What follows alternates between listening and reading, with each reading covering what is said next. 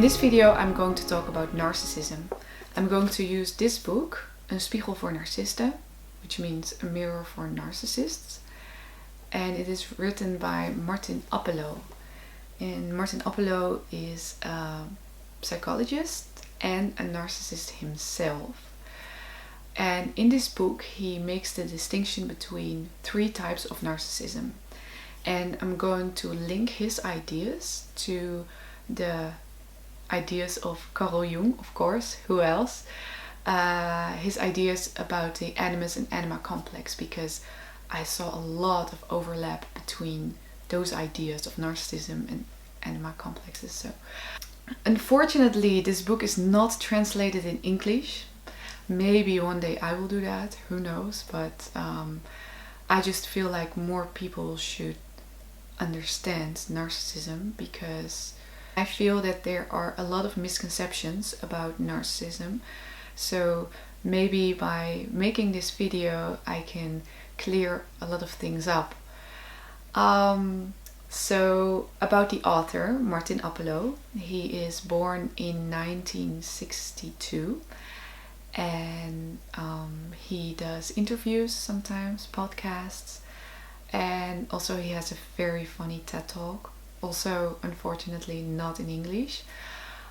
But I am going to share this little anecdote that he told in his TED Talk, because to me it was very hilarious. He explained the first time that he realized that there might be something wrong with him. And that was when he was like 37 years old, I believe, when he just got a baby and he had to watch his own baby for 15 minutes. And then the baby suddenly started crying and he felt this rage coming up, and he said that right before he was about to hit his baby, and I hope that is a joke, but I don't know, maybe he was serious, then he realized that, okay, so maybe the baby is not the problem. Maybe I am the problem. And this is very typical for narcissists, always believing that the other person is the problem. So let's get to the 3 types of narcissism. The first type is depressive narcissism. The second type is anxious narcissism. And the third type is depressive, anxious narcissism. It's a combination of the first 2. So the basic idea of the cause of narcissism, according to the author, is that there is an unsafe attachment with the mother.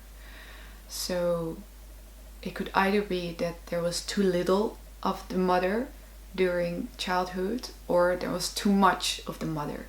Ideally, you want like precisely enough, like not too much, not too little. So the mother needs to be like a safe haven for her child. She needs to give love and she needs to take care of the child.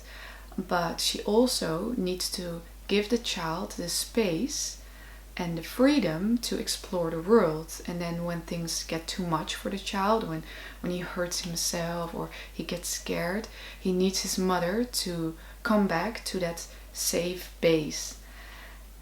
And so in depressed narcissism, there was too little of the mother. The mother ignored her child. She didn't give enough love. The child had to do everything for himself. And in anxious narcissism, there was too much of the mother. She was kind of suffocating her child. So there was no freedom, no space for the child to discover the world, to play on his own, to do things for himself, and to become eventually independent. So the mother in this case makes sure that her child will always be dependent on her. And so if you have either of those cases, then it doesn't necessarily mean that everybody who experienced this as a child will grow up to be a narcissist, but probably all the narcissists used to have this problem in their youth. So with depressed narcissism, like I said, there was too little of the mother. The child had to do everything on his own. There was no love, there was no warmth. And so he grows up with the belief that he has to do everything for himself. That makes it that these kind of narcissists are very hard workers. They are also very good at what they do. And then they want this validation. They want people to applaud them because they love this kind of attention, because that's the attention that they never got from their mother. And still they need it. And so this is a big misconception that people have of narcissists, that they love themselves, but actually they don't. They miss like the real honest love. They were either ignored or suffocated. There was no honest love. So they miss like a very deep core of love. It's just not there. They're kind of empty. And so they're always searching for this love that they actually should have gotten from their mother, but they never got that.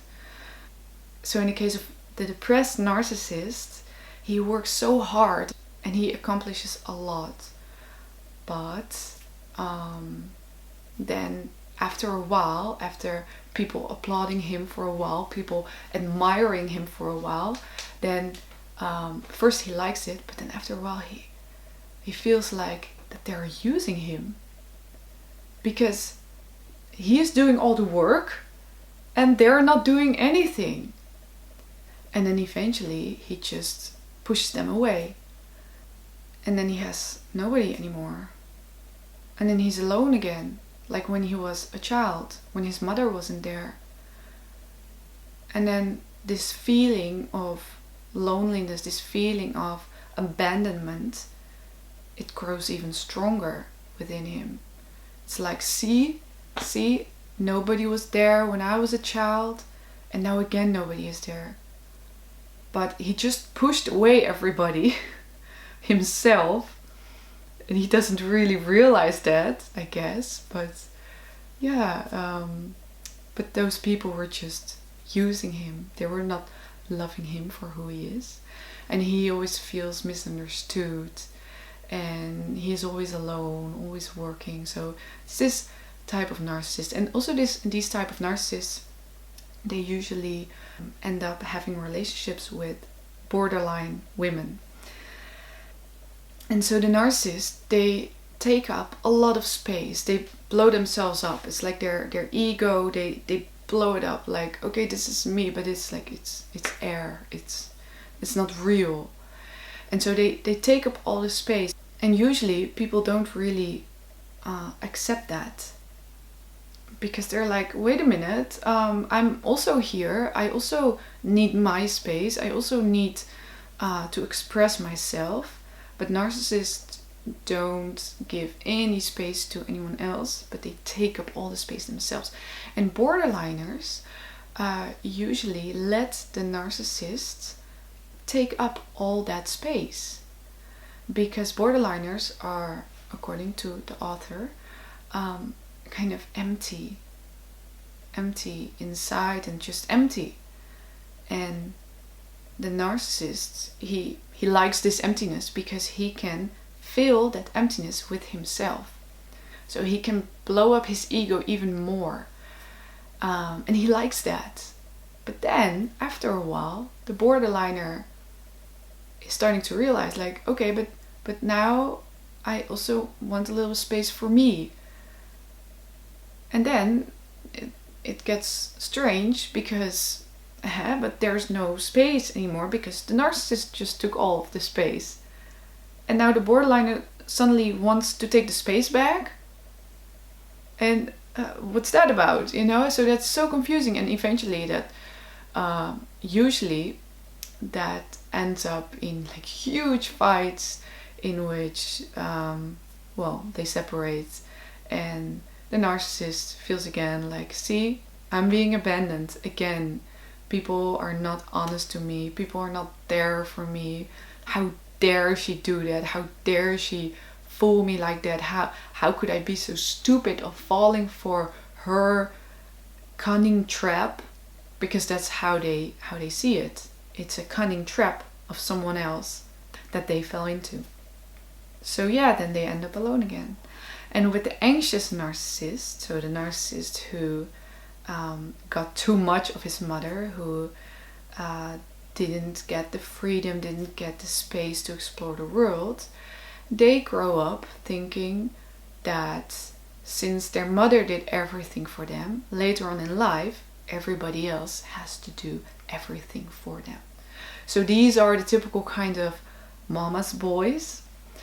And the mother, sometimes even when they're adults, when they're grown-ups, the mother still does a lot for them, like cleaning their house, washing their clothes, things like that. But anyway, the narcissist feels like everybody else should do everything for him. It's the most normal thing in the world for him. If you want to do something nice for a person, for example, you cook for a person, you make dinner for a person, and then usually that person is grateful and he offers even help, and then everything is nice. But for the narcissist, like, why should he offer help? Because, like, it's normal that everybody does everything for him. And second, like, why should he be grateful? Because it's normal that people work for him. He doesn't know any better than that everybody does everything for him.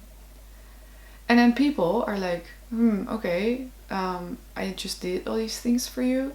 You're not grateful, okay. And after a while, they stop doing that. They stop helping out the narcissist because they don't get anything back. And then there's a problem, because the narcissist wants to be taken care of.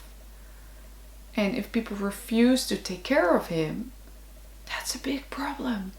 So either he becomes really angry, like, okay, if you don't want to take care of me, why would you ask something of me? If you don't want to take care of me, then just go. And then he looks for someone else who can take care of him. Or he becomes so anxious when the person actually is going to leave. He becomes so anxious that he will throw a big scene in order for those people to stay with him.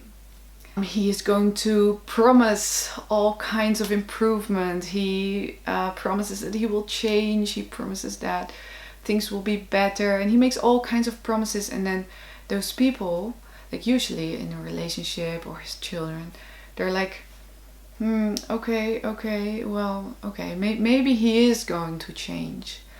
And then they come back to him, but then, maybe he even believes it himself that he's going to change, but he's not capable. That's the problem. And within like a short amount of time, everything is right back as it was before. And thus, eventually, people will leave the narcissist. And then when he realized that they're not coming back, then there's a great possibility that he will sue his loved ones. And he will keep suing them. He will keep pressing charges against his loved ones to get back at them, kind of. And sometimes even he feels like, okay, but if I can't have them, then nobody can have them. And then he might murder his loved ones and then also himself, to show the world that he is the big victim in this story. But those are extreme cases. It does happen sometimes, but usually it's just a lot of drama and not really murdering. But court cases, those are a thing with anxious narcissists. Oh, and the third type of narcissism is a combination of the first two. It's depressive, anxious narcissism. And that is when first the baby is completely abandoned, and then later on he is suffocated by the mother. So he's got like both of them. So then the characteristics of both of those two types can come up later in life. It's like it's an exchange, more or less, of characteristics. But I think for myself that, even though he didn't describe this, but I think that it is also possible in the third type of the depressive anxious narcissism that maybe the mother suffocated the child and the father completely ignored the child.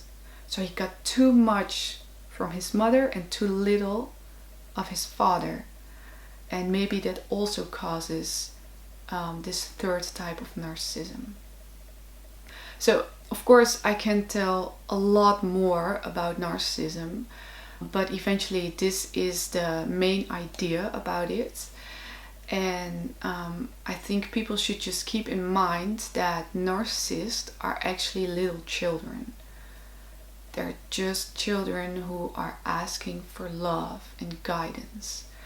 And so I made the mistake once that since I have a lot of experience with narcissists, I made the mistake once that I thought that this kid was a narcissist, because I was like, he behaves so narcissically, so selfish. He thinks that everybody should do everything for him. What's wrong with this child? And then I realized, no, it's the other way around. The child is not the narcissist. The narcissist is the child that never grew up. And so the difference is that a child you can discipline and correct, and it can grow up to be a normal functioning human being, right? But the narcissist, you can't really correct or discipline. So it's like a child, it's like a Peter Pan, who's never going to grow up, who will always emotionally stay a traumatized child.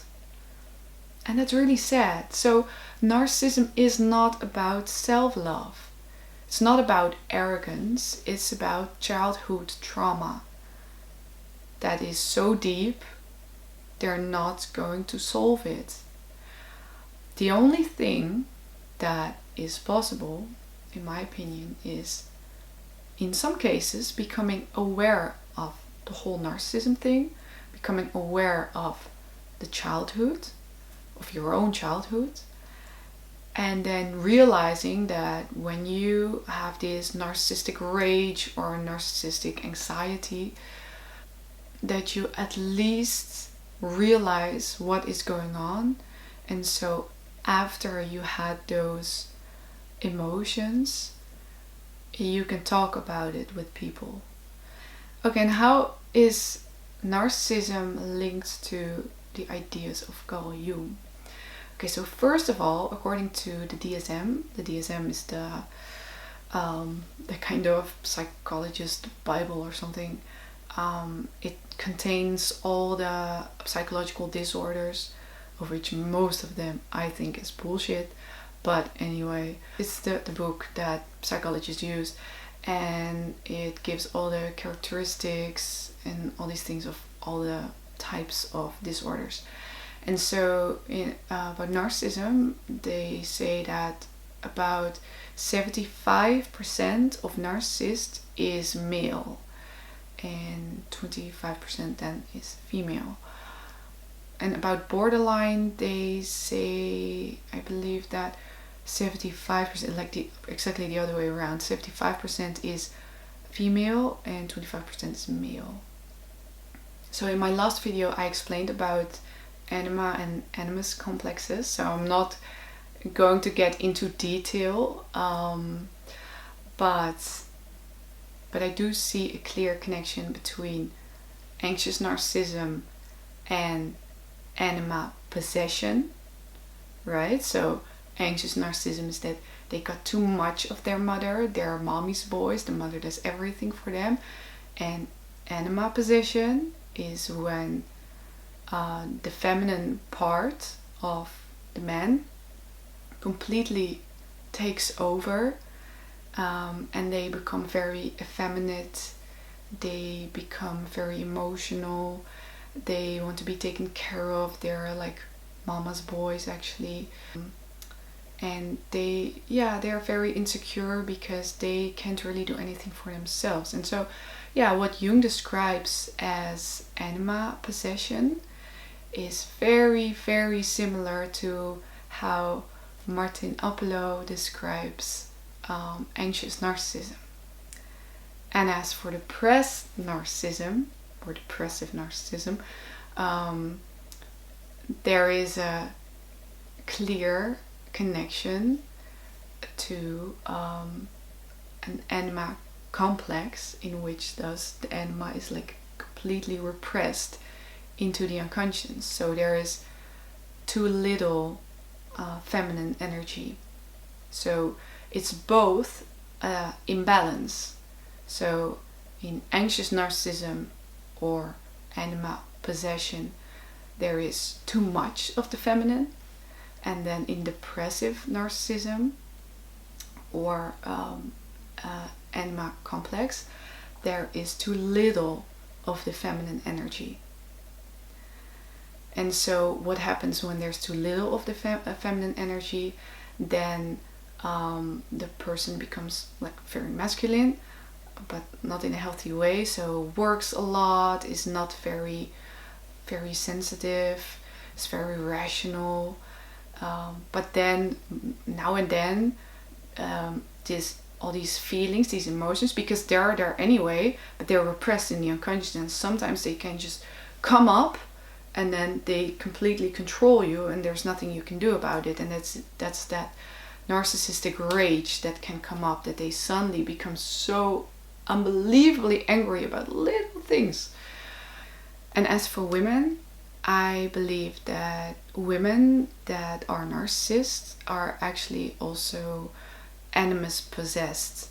So they're possessed by their masculinity, and thus they can only think in terms of power and money, and they want to work, and they're very rational, and their whole femininity is actually repressed, and there's just a lot of masculine energy, and so there's no balance. And I believe that those women are narcissists. It's the same thing. And so maybe the women that have an animus complex, in which the animus is just repressed into the unconscious, maybe those are the women that suffer from borderline personality disorder. But I don't know for sure. This is just an idea. But I do think that the whole narcissism with anima possession, anima complex, and animus possession is actually more or less the same thing as narcissism. Like I said before in my previous video, I'm not a big fan of labels and how they do that in psychology these days. But that's why I'm trying to link this pattern of behavior, which got the label narcissism. I want to link that to the ideas of Carl Jung to understand this imbalance better, to understand also anima and animus complex better. It's just about understanding patterns. I hope I did a good job in explaining this concept to you guys. If you have any other ideas about it, or you have experiences with narcissists, please let me know in the comments, and I'll see you at the next video.